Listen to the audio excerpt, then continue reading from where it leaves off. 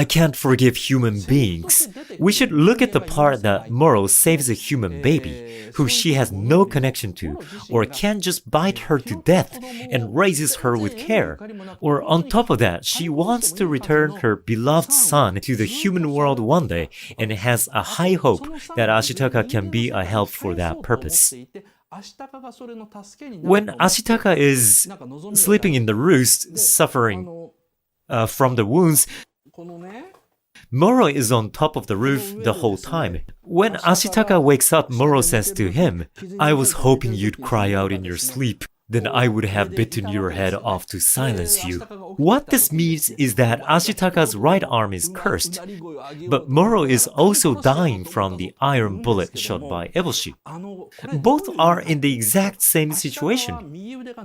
It's even more painful because they are both holding themselves back from turning into Tatari gods. If they turn their pain into grudges against each other, they could become Tatari god easily, which would ease them. However, although he's in so much pain, Ashitaka endures it desperately without turning it into a grudge. When Moro sees such a man like Ashitaka, she thinks, well, I might as well die here alone, instead of turning this pain into Tatari God. Well, she also thinks, only after I crush Eboshi's head into pieces. So, Moro must see Ashitaka conquer negative emotions and decide that he is a man who she can leave her precious daughter to. However, Miyazaki describes none of that in the movie.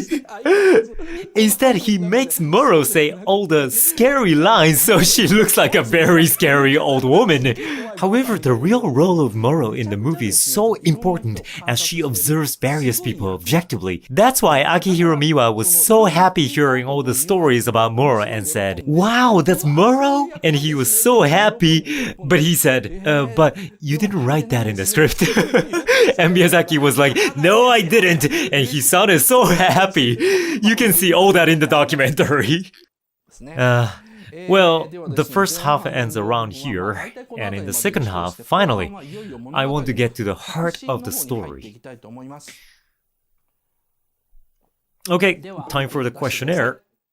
I think Princess Mononoke is deeper than everyone thinks. But while for those who are watching it without analyzing, it's totally normal that you don't understand its depth. People who only watch TV only follow spoken lines, but in this anime, no one, including Ashitaka, San, Eboshi, Moro, obviously and even Jigo speaks their mind, which makes the movie's structure so complex. Before those who are watching the first half go, I want to tell you that you can enjoy this movie a lot if you think deeply by paying attention to many things instead of just listening to the meanings of the spoken lines. In the second half, I'm going to go into the core of the story or secret stories.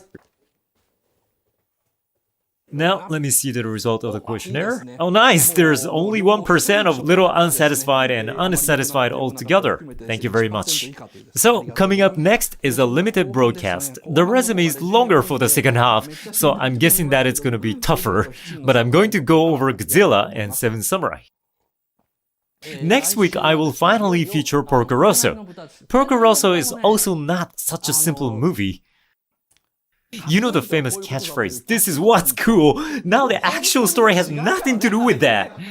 About Porco Rosso, I'm gonna talk about what was Italy like back then, what kind of country Italy is in the first place, and what's airplane. Porco Rosso is such a well-made airplane movie, but if you don't start from discussing how airplanes fly in the first place, then you won't be able to appreciate the real joy of watching this movie. This kind of story can be troublesome, and I know it can be painful for you to listen to me talk for so long. But to enjoy something properly, you should study a little, and I will try my best to entertain you, so please keep up with me. Now, please switch to the limited broadcast.